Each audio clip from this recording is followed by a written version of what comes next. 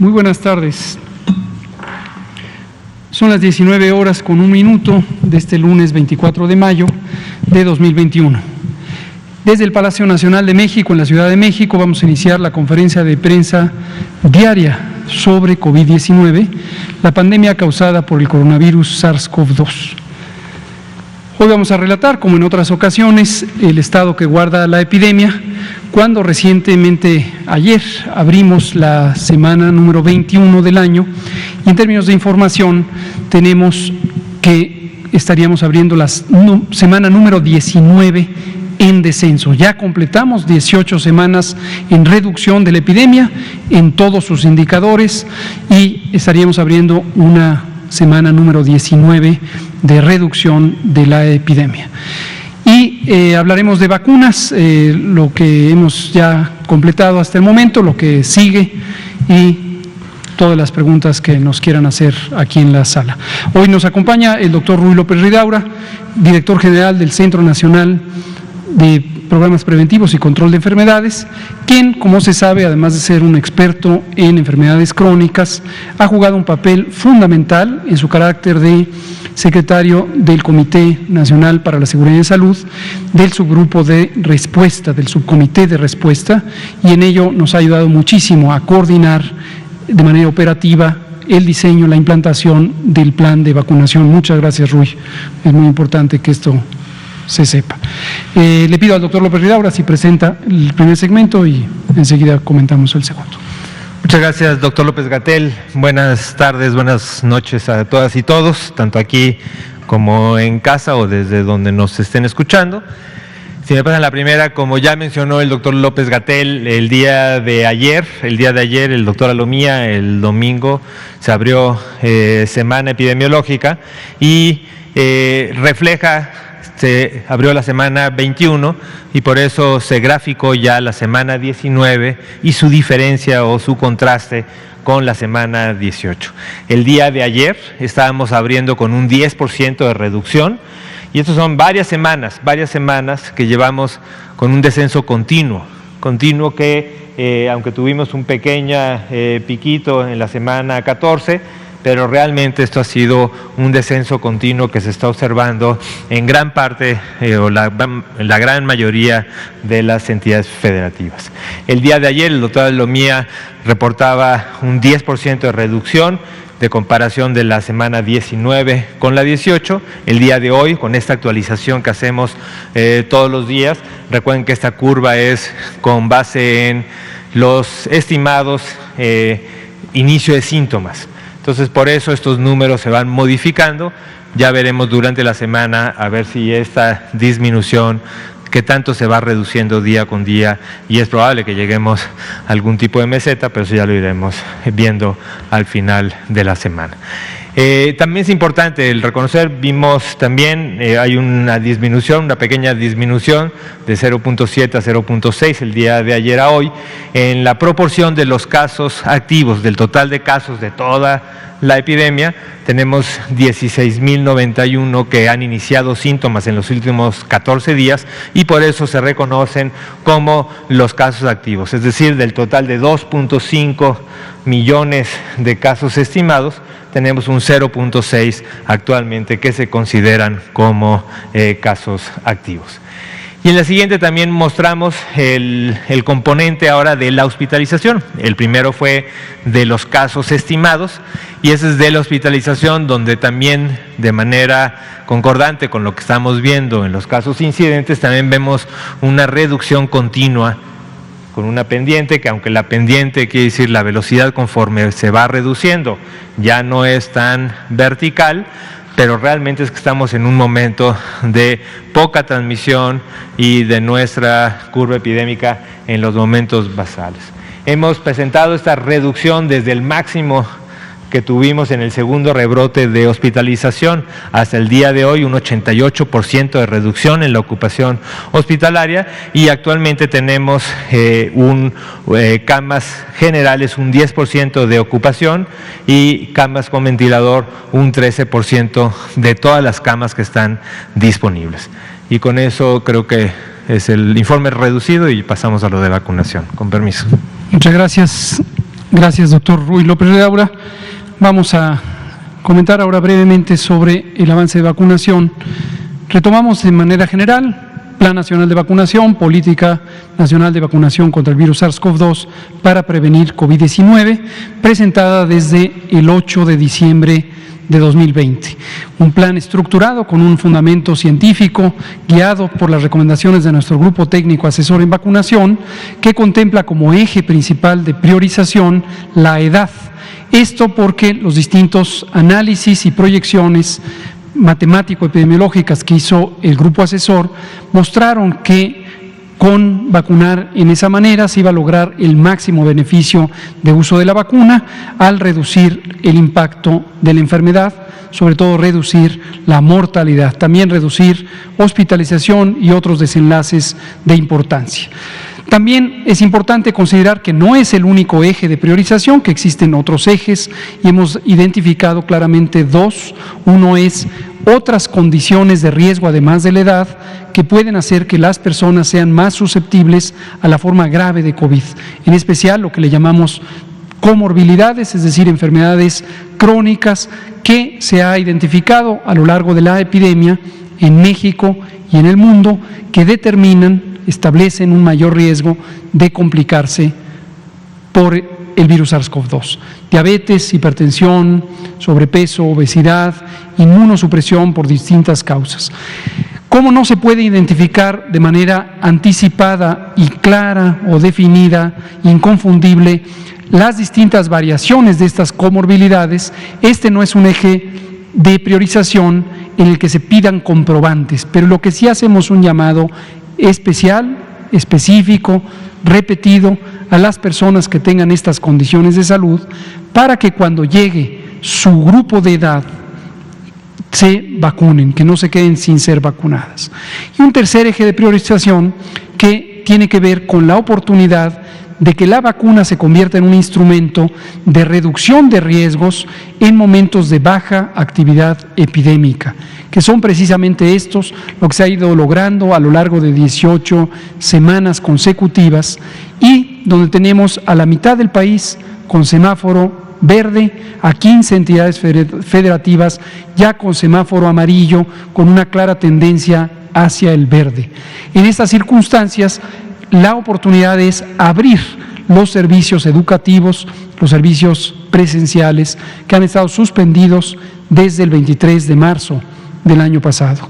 Y en esa condición es que se ha vacunado al personal educativo que tiene una exposición directa en los recintos escolares, de modo que los ambientes escolares tengan un grado adicional de seguridad que permita abrirlos.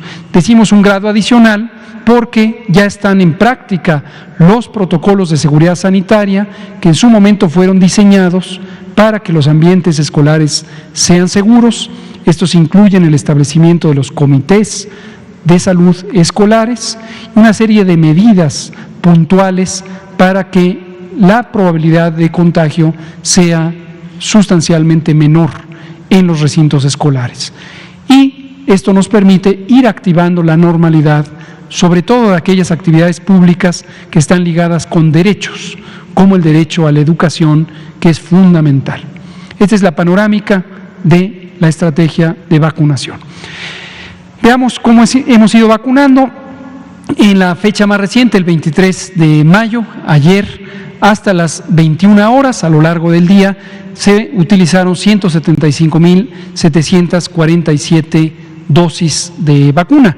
¿Por qué razón? Por lo que hemos explicado en varias otras ocasiones, se puede ver claramente este comportamiento en espigas, en donde cada bloque es una semana y cuando se empiezan a utilizar las vacunas se llega a un punto máximo de uso. Hasta ahorita la cifra máxima es arriba de 727,000 dosis de vacuna, es este punto, y después en cada lugar donde están abiertos los puestos de vacunación, en cada municipio, en cada estado, en lo que ocupa a personal educativo, se va cumpliendo la meta. Desde luego ya deja de haber gente pendiente de ser vacunada y al día siguiente va existiendo menos vacunación, porque se va cumpliendo la meta. Y luego empezamos con otro ciclo semanal, que en esta ocasión es programado 2 semanas de anticipación.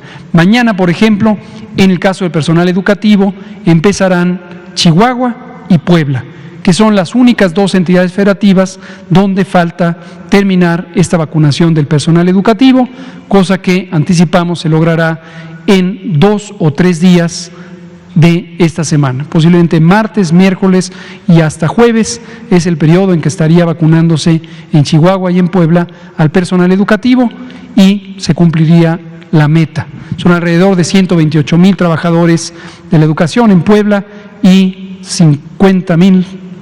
80,000 en el caso de Chihuahua. Seguimos con todo lo demás. Ya tenemos un avance muy sustancial de casi 85% en la vacunación de personas de 50 a 59 años.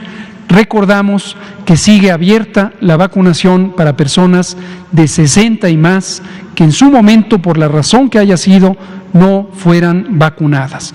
Y también que se siguen completando segundas dosis para las personas de 60 y más. Y tenemos algunos municipios que ya las completaron y cerca de 22% de los municipios están en espera de la siguiente y última dosis. La espera no es porque nos falten vacunas, la espera es porque el calendario específico de vacunación todavía no requiere que se pongan esas dosis. A lo largo de la primera quincena del mes de junio es que en ese grupo de municipios se estará completando la vacunación. Mayormente son municipios en los que se utilizó la vacuna AstraZeneca, que como se sabe tiene un periodo de vacunación mínimo de 8 semanas y hasta 12 semanas. Todavía no se cumplen esas 8 semanas, por lo tanto no es procedente todavía vacunar en esos municipios para la segunda dosis. La siguiente, por favor. En forma acumulativa, 26.655.760 dosis de vacuna han sido usadas en México desde el pasado 23 de diciembre de 2020, cuando empezó la recepción y uso de estas vacunas. La siguiente. Esta cantidad de dosis equivale a 18.338.034 personas, que son un poco más que 20% de la población mayor de edad, la población adulta, porque en este momento estamos vacunando solamente población adulta, de acuerdo al esquema de la Política Nacional de Vacunación y a las autorizaciones de uso de emergencias de las vacunas, por razones que hemos detallado ya en múltiples ocasiones. 36% son esquemas nuevos, como se puede ver. Estos esquemas están en condición de medio esquema y por eso creció este grupo, porque son los nuevos esquemas, las nuevas aplicaciones, mayormente de personas de 50 a 59 años de edad. En el caso del personal educativo, directamente pasan a esquema completo porque se está usando la vacuna CanSino, que solo requiere una dosis. 64%, que son 11.794.554 personas, ya tienen esquema completo, sea porque usan vacuna CanSino de una dosis o porque han completado las 2 dosis de cualquiera de las otras 4 vacunas. La siguiente. Aquí está el resumen de las dosis recibidas, 34.179.015. Esto incluye las más de 709.000 dosis de vacuna AstraZeneca que llegaron ayer domingo en avanzada hora de la noche. Y para cada una de las vacunas se puede ver debajo de la botellita de color con el nombre del tipo de vacuna cuántas dosis de vacuna se han recibido e, insisto, mayormente ya fueron utilizadas. La siguiente y última es un recordatorio. Cualquier condición, cualquier circunstancia. Este es el calendario, es la penúltima. Mañana tendremos recepción de la vacuna Pfizer-BioNTech. Se hará, como en otras ocasiones, desde el Pulso de la Salud, la sección de salud de la conferencia matutina del presidente López Obrador, un enlace al aeropuerto de la Ciudad de México, donde se estarán recibiendo 114.660 dosis de vacuna Pfizer-BioNTech, que serán seguidas el miércoles y el jueves por estos embarques grandes de más de 585.500 dosis de vacuna para un total de 1.284.660. También hay fecha específica por confirmar, pero a lo largo de la semana estaremos recibiendo 2.200.000 de AstraZeneca que corresponden a la colaboración COVAX. Estas fueron contratadas en el Sistema Solidario de Naciones Unidas y ya tuvimos recepción en su momento de las vacunas Pfizer, ahora toca el turno a AstraZeneca en el mecanismo COVAX. Y esto es independiente del contrato que directamente se hizo con la farmacéutica AstraZeneca, que también posiblemente agregaremos próximamente al calendario de esta semana, de acuerdo a lo que en este momento está finalizando COFEPRIS en detalles sobre la fecha específica de liberación de los 4 lotes que ya fueron fabricados. Existen 4 lotes ya fabricados, estos suman 3.400.000 dosis y el momento justo de liberación depende de un sofisticado proceso de evaluación, de intercambiabilidad que ha establecido AstraZeneca y está trabajando con la empresa mexicana Leomont, y COFEPRIS tomará nota cuando el proceso haya terminado y nos indicará en qué momento se libera, muy probablemente a lo largo de esta semana. Pero mientras tanto tenemos ya casi 3,5 millones de dosis de vacuna para esta misma semana, de acuerdo al calendario. Ahora sí, la última, por favor. Lo que podemos ver aquí es para el público en general, para cualquier persona que tenga algo que comunicar o que necesite más información. Aquí están 3 mecanismos: el número 5536840370 o visitar vacunacovid.gov.mx para obtener información. Hay una gran cantidad de información específica de la vacuna. Esto es independiente de lo que también tenemos en el portal coronavirus.gov.mx, pero esta es específica para vacuna. Los 2 portales están interconectados, de modo que si usted llega por uno o por el otro, puede encontrar a el que está buscando. Por cierto, aquí hemos agregado una modalidad de la ficha de notificación de los eventos supuestamente asociados a vacunación, de las reacciones adversas que se pudieran presentar. Hemos hecho una modificación para dar cabida a que aquellas personas que pudieran estar en una condición de postración que les impide ser movilizadas o acudir por su propio medio a los puestos de vacunación, nos ayuden a encontrarlas. Entonces hay una sección específica ahí en Vacuna COVID donde la pregunta es: si usted ya se registró y está en una situación de postración, es decir, no se puede movilizar por sus propios medios, infórmenos. Hay que poner 2 o 3 datos muy básicos y a partir de ahí se programa que ya sea le ayuden a movilizarse o le faciliten la vacuna en su domicilio, una serie de unidades móviles que estamos teniendo en el terreno donde se está aplicando. Y lo último es este chatbot. Este es un mecanismo para quienes utilizan la aplicación WhatsApp. Escaneen este código, lo puede ver en su pantalla, lo estamos poniendo aquí del lado derecho, pero si no, entre a la vacuna, al portal Vacuna COVID, escanee este código y le saldrá una interacción en donde usted puede, con un robot, estar haciendo preguntas y obteniendo respuestas para las dudas más frecuentes. Muy bien, vamos a pasar entonces a las preguntas, respuestas. Tenemos 40 minutos para ello. Vamos a empezar con Juan Hernández, seguimos con usted, luego Óscar Sosa, Patricia y todos los demás. También con usted, Janet. ¿Qué tal? Muy buenas noches. Juan Hernández, de Diario Basta, de Grupo Cantón. Ahorita es una pregunta que nos acaban de hacer llegar por medio de redes sociales, que es referente a los médicos. Como ahorita ya ha venido bajando ya la incidencia de contagios y de muertes, toda esta situación en los hospitales, hay una preocupación de qué va a pasar con estos médicos, van a ser contratados, qué va a pasar con ellos, o en todo caso, si ya se les están reasignando o reacomodando en otras áreas. Esa es la pregunta que está ahorita rondando en el aire. Gracias. Cómo no, con mucho gusto, Juan. Lo que usted se refiere es a los más de 50,000 trabajadores de la salud. Algunos son médicas y médicos, otros son enfermeras y enfermeros, inhaloterapeutas y otro tipo de personal de salud que fueron contratados durante la epidemia en la fase de reconversión hospitalaria para cubrir una parte de la enorme insuficiencia de personal de salud que heredamos de las distintas administraciones pasadas. Que no se nos olvide que en México empezó la respuesta a la epidemia con una carencia de más de 240,000 personas trabajadoras de la salud que en sexenios pasados no se contrataron o no se formaron incluso. Teníamos también una importante carencia de personal especializado en ciertas áreas de la salud.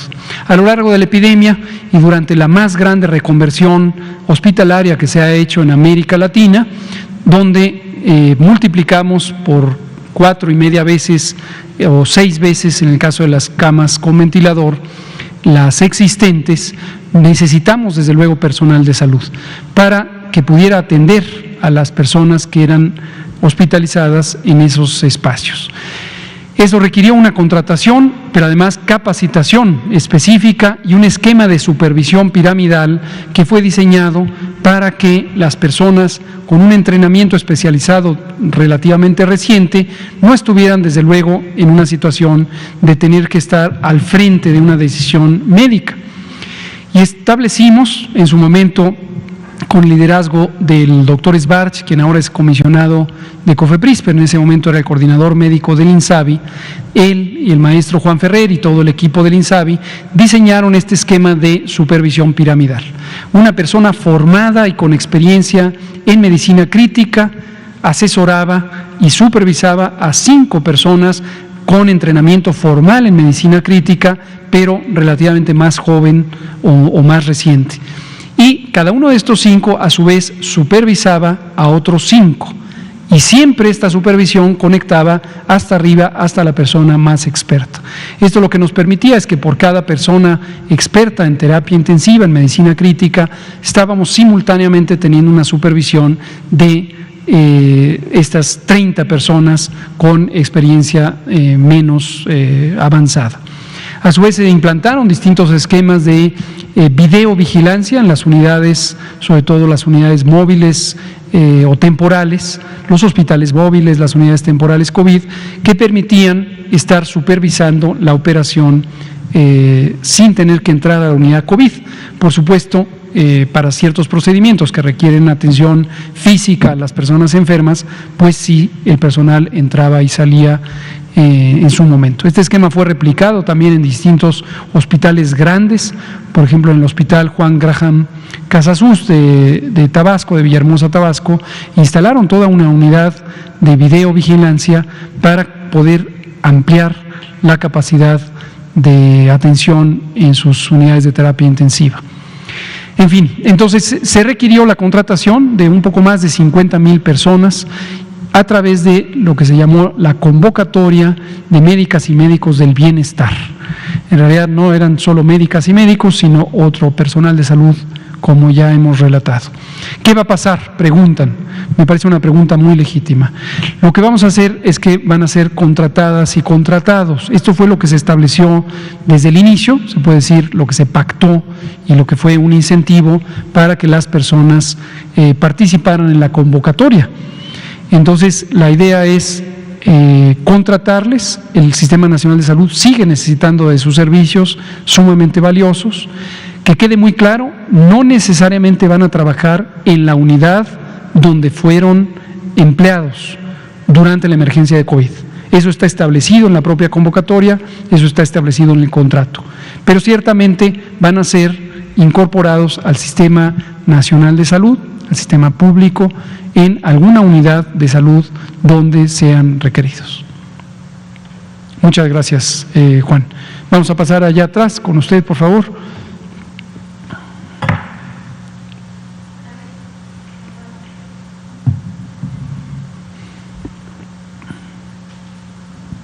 Hola, buenas tardes. Arely Villalobos, de Canal 14.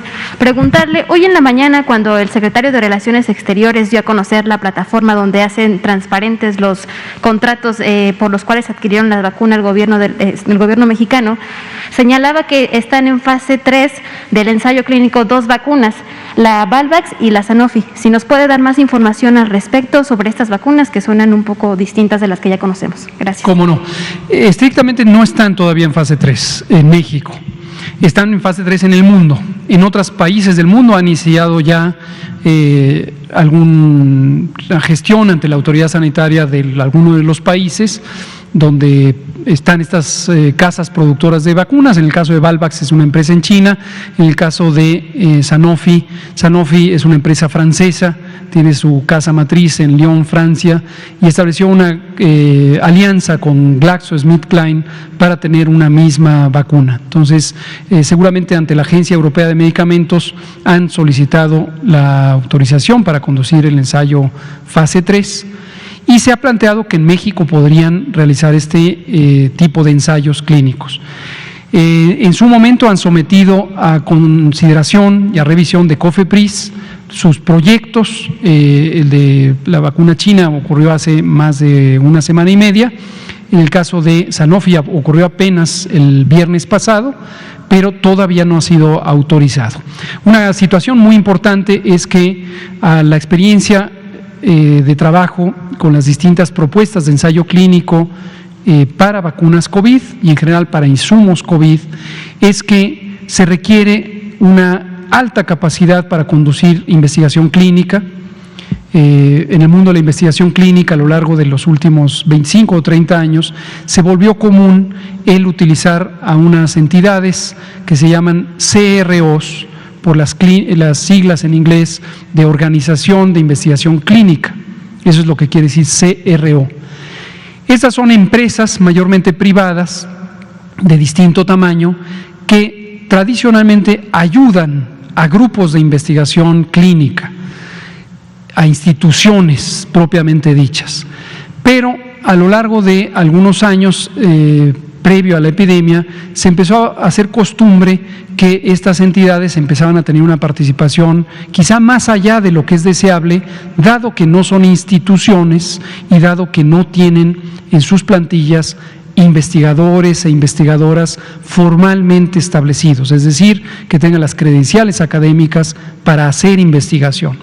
Y muy importante, estas entidades, estas CROs, no tienen comités de investigación, bioseguridad y ética, que son indispensables, de acuerdo con el reglamento de investigación para la salud en sujetos humanos, son indispensables para garantizar no solamente la calidad de los proyectos de investigación, sino la correcta ejecución, e incluso para supervisar que a lo largo del proceso se garantizan estándares muy altos de cuidado de los sujetos que están participando como voluntarias y voluntarios en los estudios. Entonces, en la experiencia de estos meses o años, año de lo que lleva la epidemia, hemos identificado que es muy importante cubrir investigación clínica para generar conocimiento, no solamente para México, sino en general para el mundo, pero hacerlo con los más altos estándares de calidad, insisto, en la parte de investigación, bioseguridad y ética. Entonces, las propuestas a veces han tenido que ser revisadas para especificar que solamente personas investigadoras, tanto instituciones como personas, que tienen una trayectoria probada de investigación clínica, pueden hacer ensayos clínicos, no una CRO. Estas no pueden hacerla sencillamente porque no son instituciones de investigación.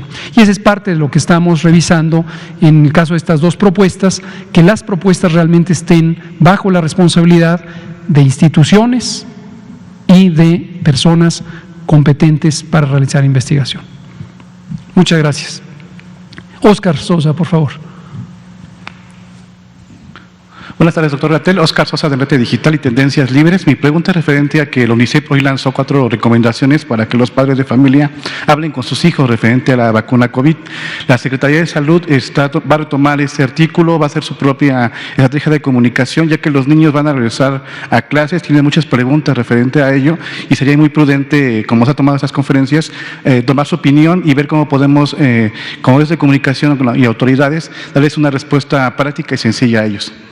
Sí, muchas gracias, Oscar. Definitivamente la comunicación con las niñas, niños, jóvenes es crucial. No podemos tomar decisiones sin involucrarles, porque finalmente, más allá de las responsabilidades administrativas que tengamos como funcionarias, como funcionarios, como instituciones, o como padres, madres de familia o tutores, nosotros tenemos responsabilidades de su cuidado. Pero las personas menores de edad son quienes viven la realidad todos los días. Ellas y ellos van a entrar a la escuela, van a tener en práctica que ejercer los cuidados, la sana distancia, el uso de cubrebocas, el lavado de manos, y si se compenetran, si se les queda claro, no solamente en el nivel intelectual, sino incluso emocional, la importancia de ese cuidado, sin duda vamos a tener un cuidado de ellas y ellos más efectivo. Entonces, sí hemos estado trabajando con distintas organizaciones para modular de la mejor manera los distintos esquemas de comunicación social. Recientemente, con el Consejo de la Comunicación, colectivo patrocinado por los grupos empresariales, hemos llegado a un muy buen acuerdo para generar una campaña educativa sobre la vacuna que incluye algunos componentes que vinculan a la infancia y nos ayudan mucho a vincular. Y a usted, madre, padre de familia, abuela, abuelo, tutor, tía, tío, le recomendamos eso: hable abiertamente con sus hijas e hijos o sobrinas, nietos. Hable abiertamente del COVID, de los riesgos, de las ausencias familiares en el caso de las muy dramáticas pérdidas de vidas. Hable de la vacuna, hable de la protección, aun cuando en este momento no les toque vacunarse a las personas menores de edad. Hable los temas. Eso ayuda a que se construya una conciencia de todas y todos. Quizá quienes no están acostumbradas a platicar con niñas y niños se van a sorprender de la enorme sensibilidad, de la enorme inteligencia de niñas y niños y la facilidad con que entienden los conceptos de manera muy profunda. ¿Una pregunta? Por favor, Oscar.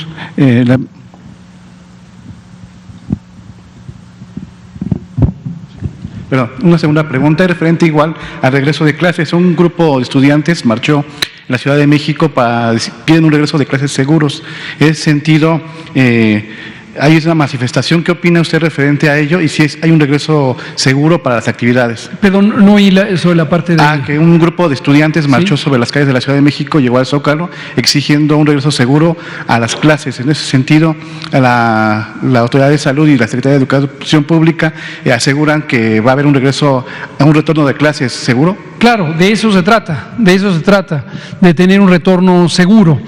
En la medida en que todas y todos nos vinculemos, nos familiaricemos con los protocolos de seguridad sanitaria en el ambiente escolar y que los pongamos en práctica, que se cumplan, es que vamos a tener un retorno seguro.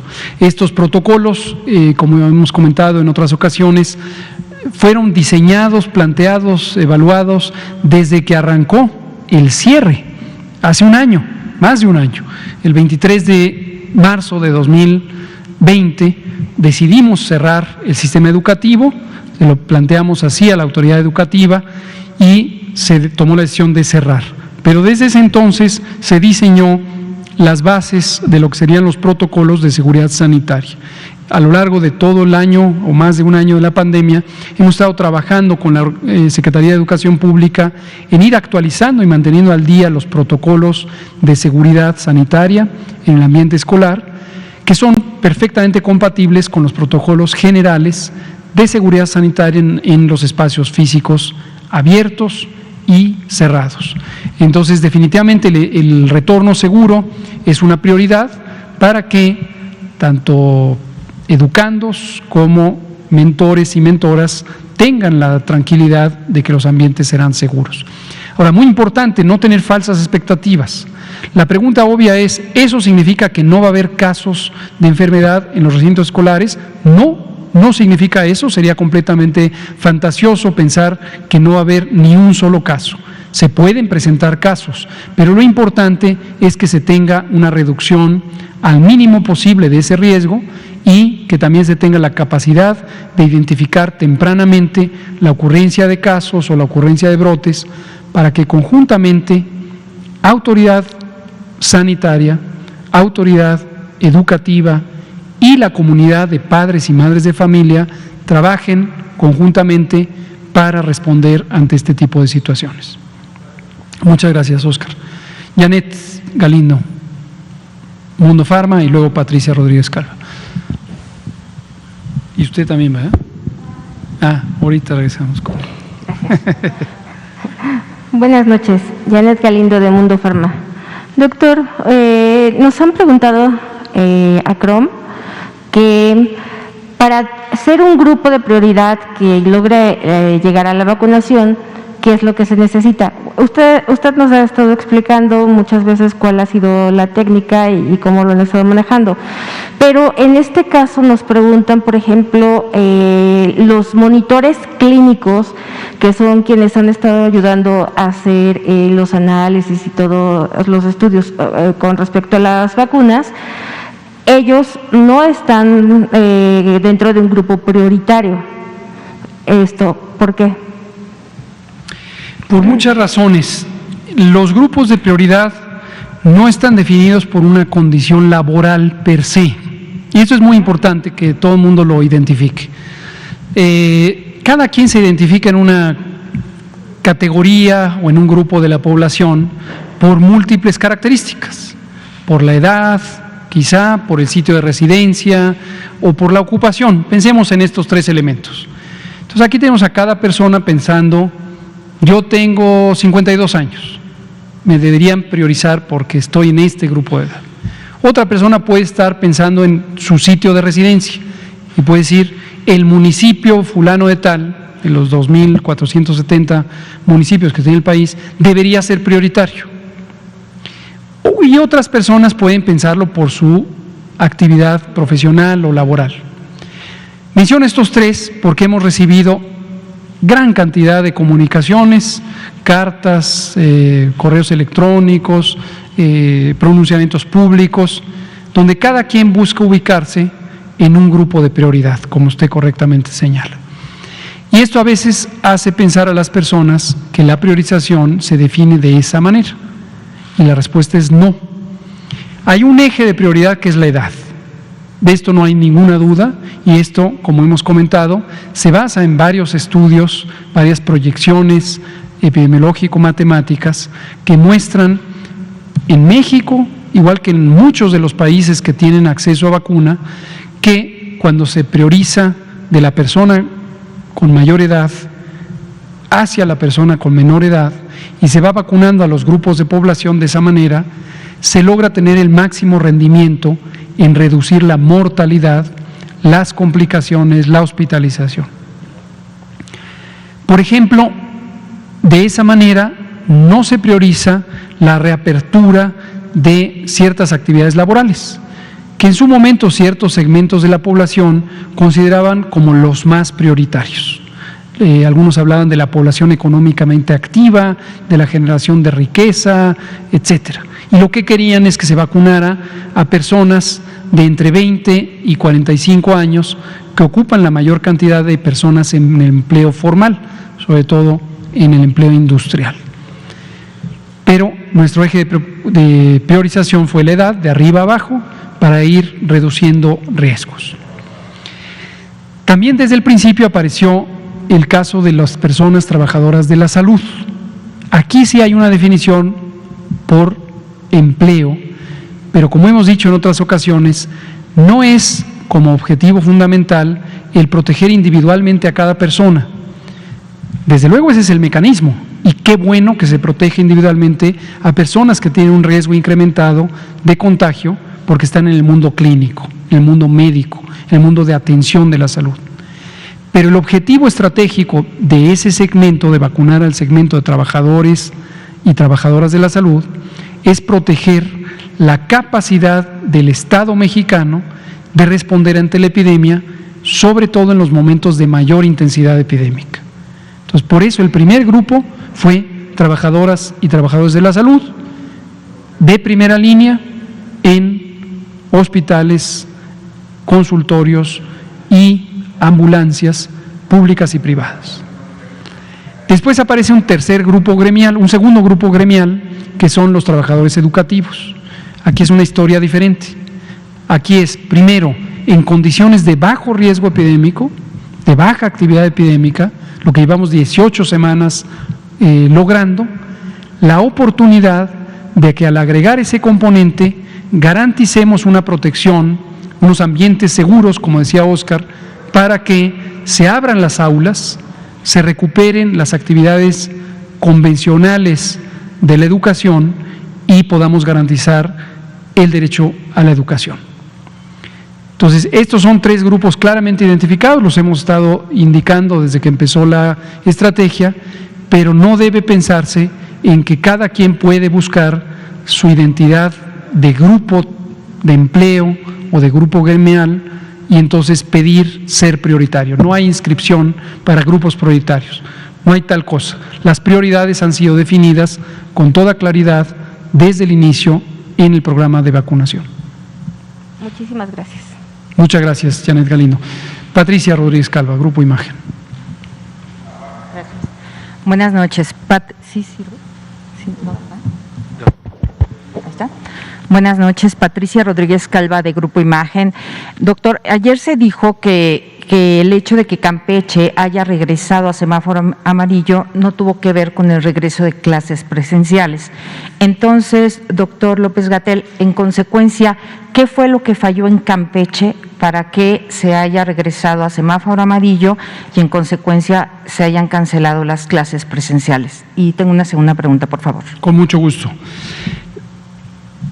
Esta idea de falla no corresponde al análisis técnico de la epidemia, ni en México ni en cualquier parte del mundo.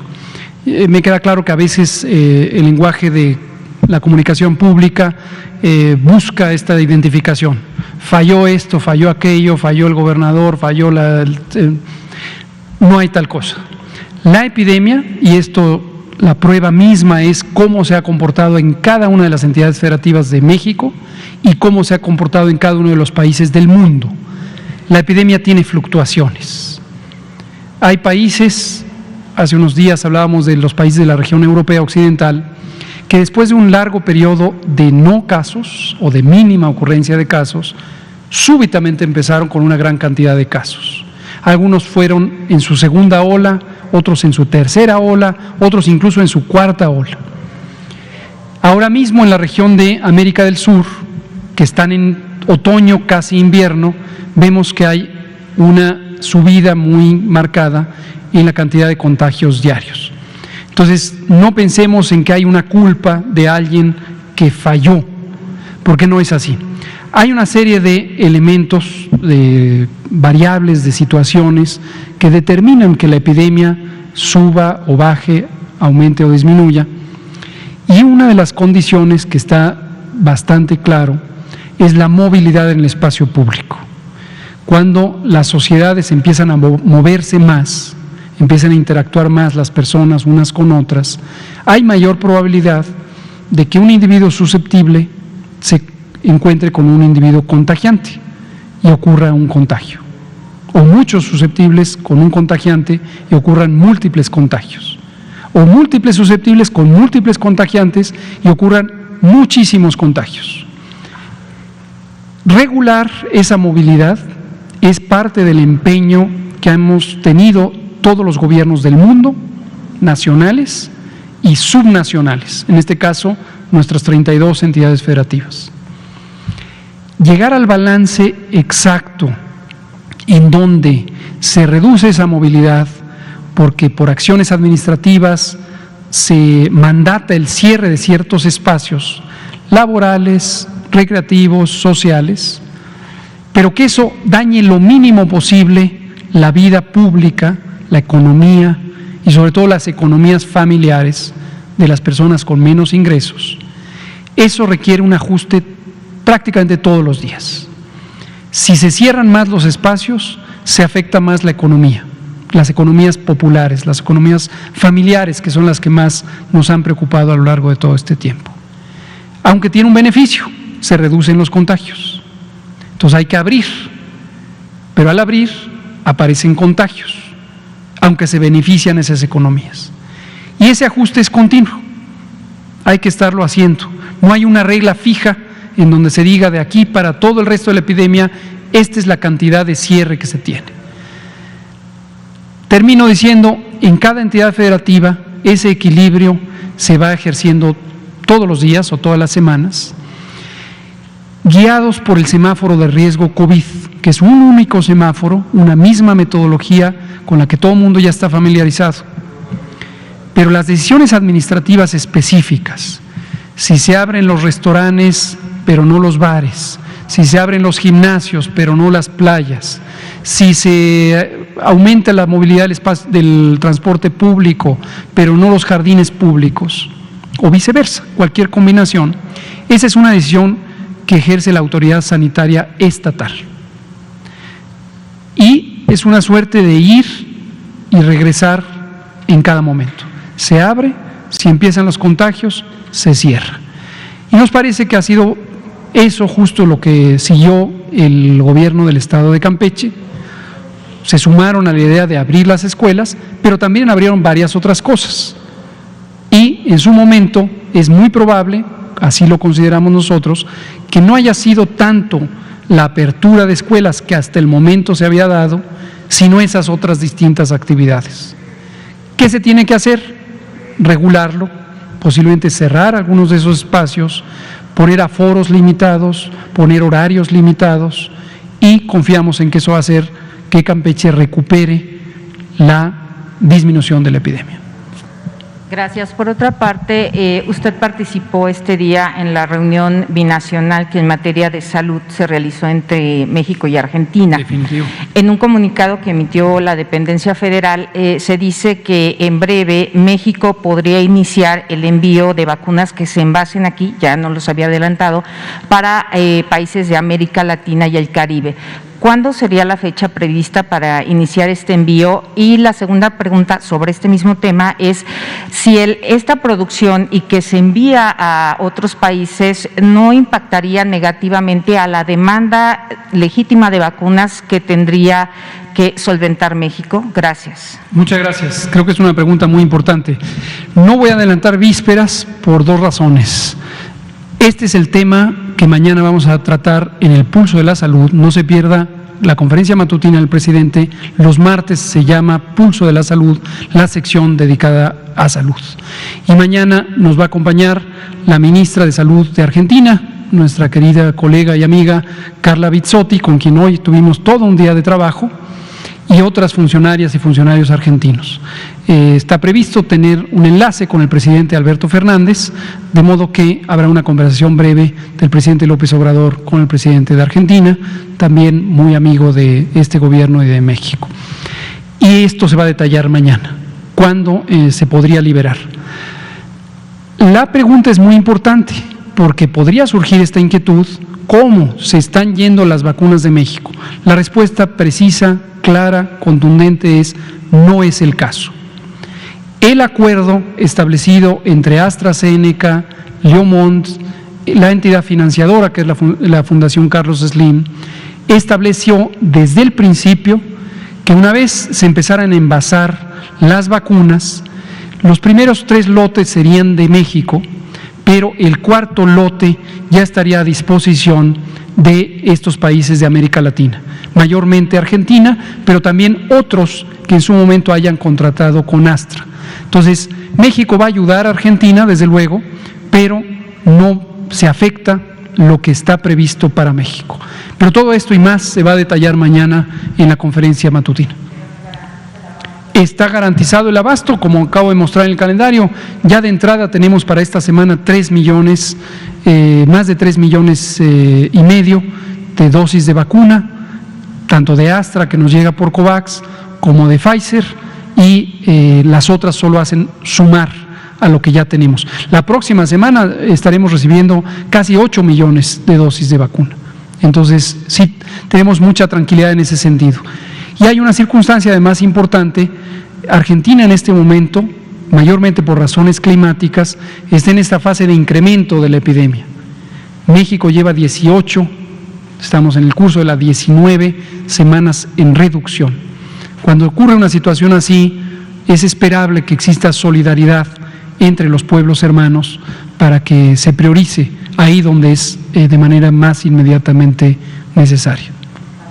Muchas gracias. Liliana Noble, Pulso Saludable. Gracias. Buenas noches, Liliana Noble de Pulso Saludable. Doctor López Ridaura, me informan que en la Sierra Norte de Puebla les aplicaron la vacuna de Sinovac y hasta el momento no tienen la segunda dosis. Ellos ya hicieron su cuenta.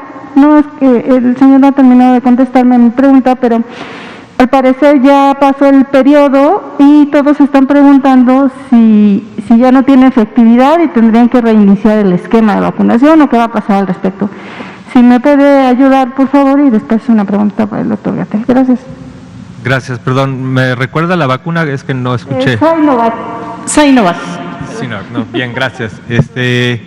Déjeme checar, sí, tuvimos, como lo comentamos en varias conferencias vespertinas, tuvimos este retraso de una semana de Sinovac y pasamos de 35 a 42 días.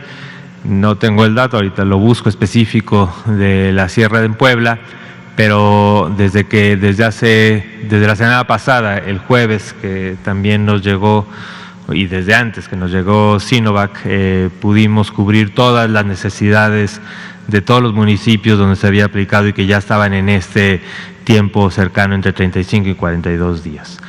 Entonces, en principio, debería estar cubierto. Ahora, también lo que dijimos en ese momento es que es muy importante el que se entienda, y lo tenemos como evidencia, no solamente para Sinovac, sino también para otras vacunas, que la protección final total o la eficacia total que se logra con las dos dosis no se modifica si alargamos mucho más los días. Es muy importante no hacerlo antes, por eso también aprovecho para comunicar a todas las personas que fueron vacunadas con AstraZeneca y que están todavía en la semana 7, todavía no cubren la semana 8 y posiblemente están viendo en sus municipios que ya están vacunando a los de 50, 59 y a ellos todavía no les toca su segunda dosis. Nada más para recordarles que no podemos vacunar antes, pero sí después.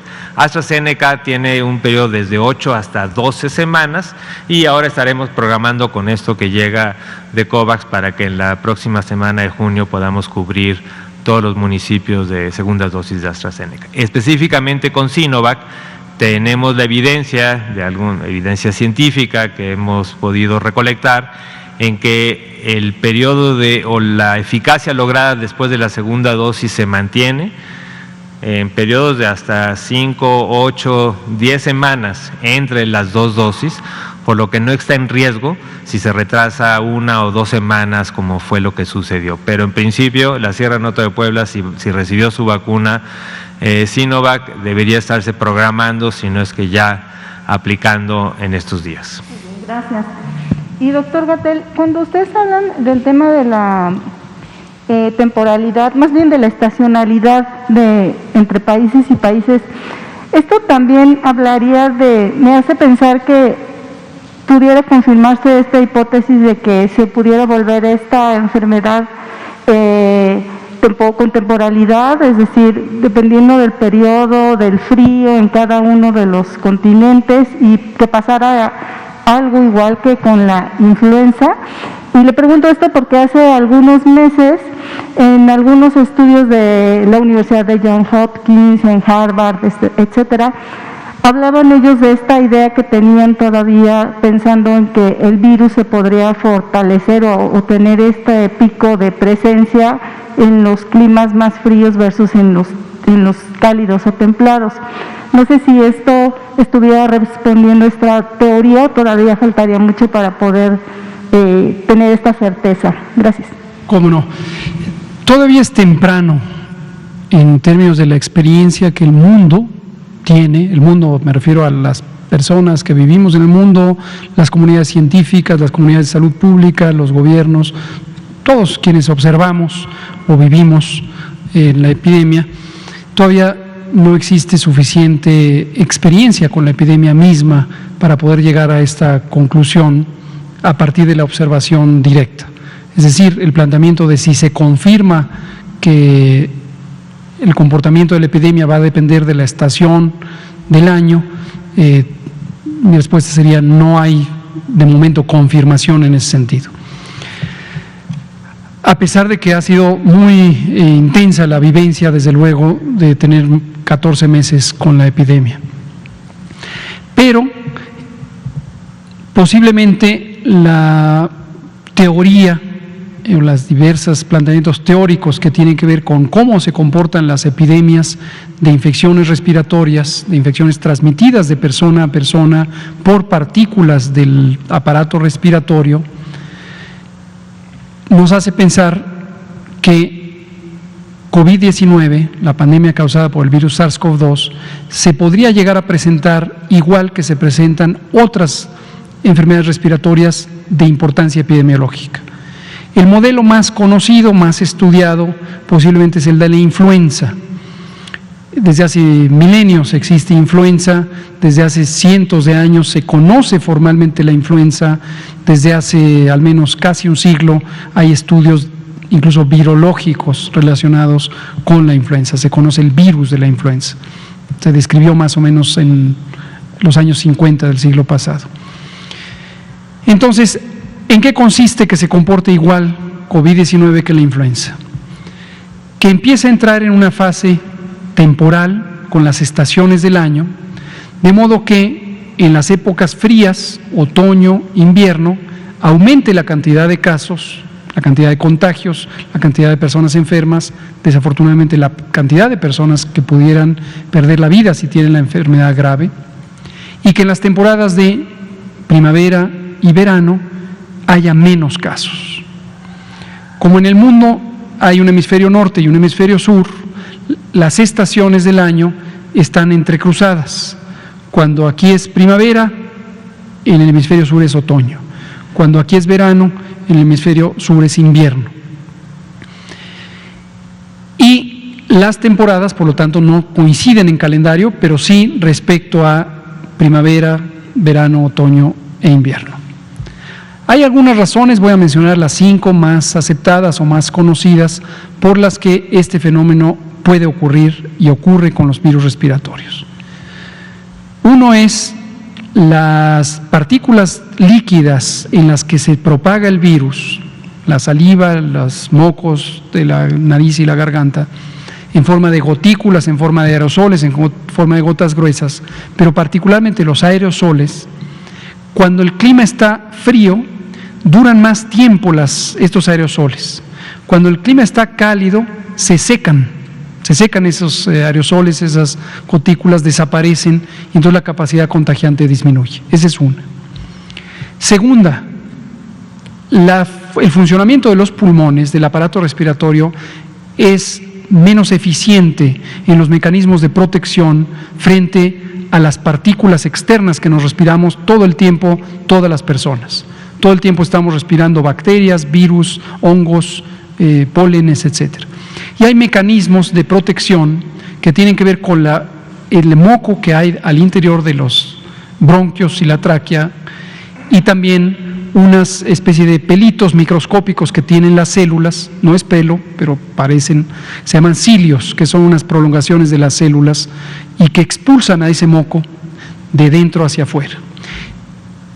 También las células del sistema de defensas, del sistema inmune, se movilizan por la sangre y llegan a adherirse cerca de donde están esos espacios respiratorios.